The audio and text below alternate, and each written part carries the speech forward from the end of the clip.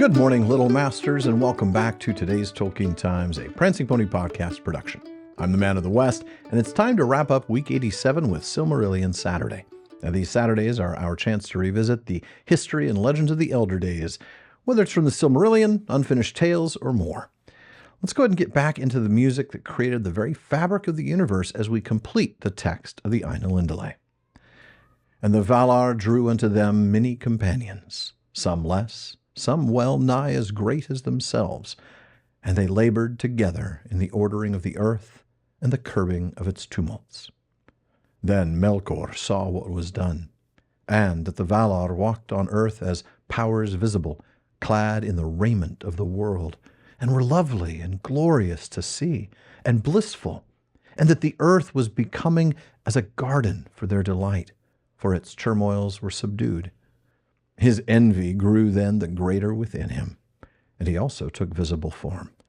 But because of his mood and the malice that burned in him, that form was dark and terrible.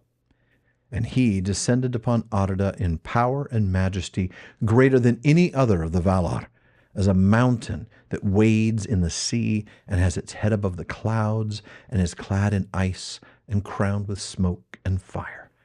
And the light of the eyes of Melkor was like a flame that withers with heat and pierces with a deadly cold. Thus began the first battle of the Valar with Melkor for the dominion of Arda. And of those tumults the elves know but little. For what has here been declared is come from the Valar themselves, with whom the Eldariae spoke in the land of Valinor, and by whom they were instructed.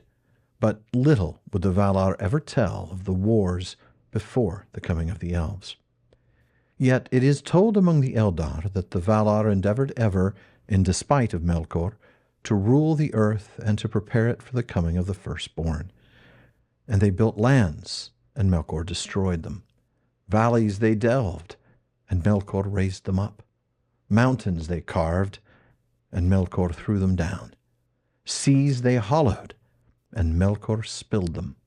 And naught might have peace or come to lasting growth, for as surely as the Valar began a labor, so would Melkor undo it or corrupt it.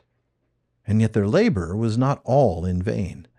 And though nowhere and in no work was their will and purpose wholly fulfilled, and all things were in hue and shape other than the Valar had at first intended, slowly nonetheless the earth was fashioned and made firm.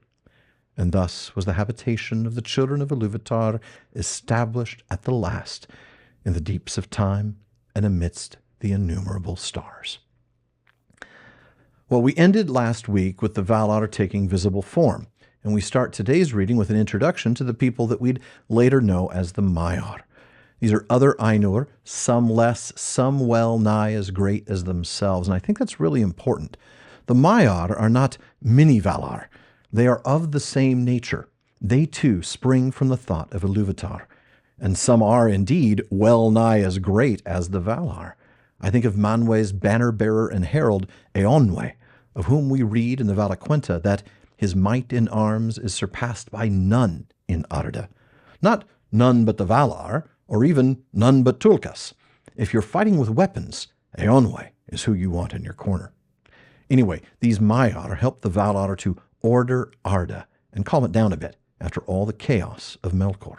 Speaking of Melkor, he's watching the Valar wearing their shiny new clothes, and what do you think is the result? His envy grew then the greater within him. This guy, nothing but trouble, constantly thinking of himself. Now, of course, his clothes have to be dark and terrible, more dark and terrible than anyone else's, and maybe that's why his name becomes Morgoth. No, I really am sorry this time, actually. We get the big fight between him and the rest of the Valar. The elves who wrote this history don't know much about it, and so we don't get any details here. I'm sure the historians talked with the Valar, but little would the Valar ever tell about these wars. And even though Melkor messed up every single one of the plans of the Valar, right? Destroying lands, raising valleys, throwing down mountains, spilling seas like a cosmic toddler having a tantrum, the world eventually takes shape.